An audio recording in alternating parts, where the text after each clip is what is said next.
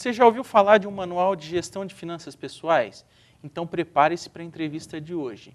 Nada mais sugestivo, ainda mais quando o Natal se aproxima e as pessoas saem às compras. Ricardo Maroni é economista e professor do Unifiel. Já esteve aqui no programa Contraponto falando sobre finanças pessoais. Agora lança um livro, um manual, para orientar aqueles que estão dispostos a serem orientados, logicamente, né? O Manual de Gestão de Finanças Pessoais. Maroni, muito obrigado pela sua presença aqui no programa Contraponto e muito obrigado por escrever o livro também, que foi interessantíssimo. Eu é que agradeço o convite, a oportunidade de apresentar aí o nosso trabalho, né? E eu espero que você, ao ler o livro, aproveite. Tem coisas aí interessantes, curiosidades, tem algumas, vamos chamar de dicas, né, para o bom uso do dinheiro, né? Maroni, eu tenho que confessar para você que eu sou um consumidor compulsivo. Eu vejo qualquer besteira ou na internet, ou nos sites, em lojas, principalmente material eletrônico, e compro, né? Então eu sou um consumidor compulsivo.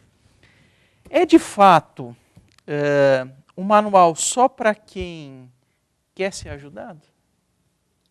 Ajuda bastante. Se o sujeito quer ser ajudado, se o cara tem um perfil assim de consumista, se ele tem um perfil de desorganizado financeiramente, então o livro se propõe a ajudar essas pessoas. Se é uma pessoa que tem dívidas, por exemplo, quer sair das dívidas ou diminuir o impacto das dívidas, o livro também trata disso daqui. E tem aquelas pessoas que não estão endividadas, não são consumistas, não são organizadas financeiramente e que, de repente, têm um dinheiro sobrando e querem fazer uma aplicação. Então, também temos uma parte que nós trabalhamos esse assunto. Você acha que a palavra fundamental é organização na questão financeira? Eu diria que a palavra fundamental, antes da organização, é o planejamento. Por quê? Porque você tem que planejar, aí você tem que se organizar e se manter organizado de uma forma continuada para o planejamento dar certo.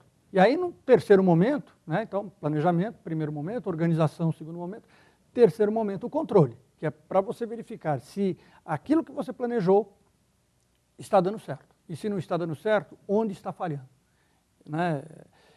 A organização, nós poderíamos colocar, junto com a organização, o termo persistência. O que é a persistência nesse caso? É o sujeito fazer o seu planejamento, distribuir os seus recursos e continuamente fazer isso. Não adianta fazer o planejamento para o Natal deste ano, se chegar lá no Carnaval a desorganização voltou. Quando começam a cair IPTU, IPVA, material escolar e outros que tais, o sujeito se perde. Não adianta. A organização vem junto com a persistência. Não tem que ser organizado uma vez, ou planejar uma vez, ou controlar uma vez. Tem que fazer isso uma vez e fazer continuamente. Eu consigo planejar mesmo não tendo aquele dinheiro ainda, por exemplo, não tendo aquele dinheiro ainda em mãos, eu consigo fazer um planejamento futuro, mesmo não tendo o dinheiro ainda em mãos? Sim, sim. É possível fazer isso? Sim, sim, é possível. Então, uma das recomendações que a gente sugere é fazer um orçamento semestral. Então, por exemplo, agora, no final do ano, né, as pessoas vão fazer o quê entre o Natal e o Réveillon? Não vão fazer nada, então aproveita e já faz o planejamento para os próximos 6 meses. Aí você vai dizer, pô, mas como é que eu vou planejar uma verba que eu não tenho? É melhor ter uma vaga noção do que pode acontecer do que ter certeza daquilo que vai acontecer. Então, de repente, quando chega lá em fevereiro, você sabe, tem que comprar material de escola das crianças, eu tenho que pagar IPVA, tenho isso, tenho aquilo. Bom, legal, como é que eu vou equacionar? Porque fazendo essa antecipação, esse planejamento antecipado, usando o orçamento, a ferramenta do orçamento, a gente consegue antever, peraí, eu vou ter dificuldade financeira no mês tal. No mês tal vai sobrar, ou pode sobrar. E aí eu começo a tomar as decisões. Bom, se vai faltar, onde eu corto? Como eu busco recursos complementares, né? Aquela ideia de você pegar uma caderneta e a cada gasto que você fizer, você for anotando, é válido? Totalmente. Totalmente.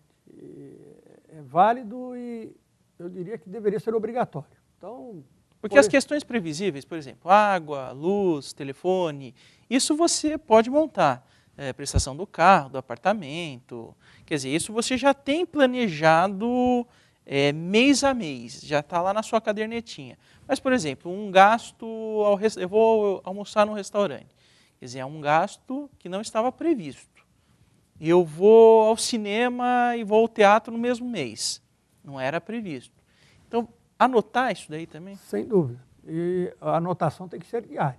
Você saiu de casa, bom, o que eu tenho? Ah, tenho o ônibus, anota. Ah, eu tenho a gasolina do carro, anota. Ah, eu parei para tomar um cafezinho, anota. Você vai observar, vai chegar num determinado momento que você compara aqueles gastos, você analisa aqueles gastos, você vai perceber que muitos daqueles gastos você não precisaria ter feito. São totalmente desnecessários. E aí entra aquela história de você controlar os seus gastos e aí começar a tomar a decisão. Poxa, mas eu tomo um café por dia toda manhã. Poxa, mas é que eu preciso disso daqui fora da alimentação normal, por exemplo. Né? Será que eu não posso ter um outro caminho para ir da casa para o trabalho mais econômico, gaste menos combustível, por exemplo? Né? Então, essas são pequenas coisas que à medida que a gente vai acumulando os resultados e vai cortando esses excedentes e vai avaliando, a gente consegue perceber que muitas vezes a gente está fazendo gasto, está jogando dinheiro fora. Então, o anotar é fundamental. Pegar uma caderneta, hoje nós temos aí várias ferramentas, né? O caderneta mais antigo, né? O caderninho e tal, mas de repente você tem lá um notebook, abre uma planilha de Excel para jogar esses dados. Hoje as pessoas estão sempre andando no iPhone, alguma modalidade que permita a anotação. Então, ferramentas existem, né? Mecanismos. Na pior das hipóteses, anda com o caderninho no bolso. Eu mesmo tenho um caderninho que eu ando na minha mala e está lá. Você vai anotando? Vou anotando. Aí chega, eu tenho mais ou menos uma meta dos gastos que eu tenho que fazer por dia para locomoção, etc. Bom, aí eu comparo. Bom, eu tinha a meta de tal, gastei tanto. Opa, hoje sobrou. E hoje faltou, onde é que eu errei? Aí eu vejo lá, eu errei aqui, tá? Fui almoçar com Ari e tal. Pá. E essa sobra, você falou da sobra, então vamos imaginar que você fez a sua previsibilidade, sobrou. Essa sobra eu jogo para o dia seguinte, ou a sobra a gente tem que pensar no final do mês? Quer dizer, o que sobrou eu economizo. O que sobrou você economiza.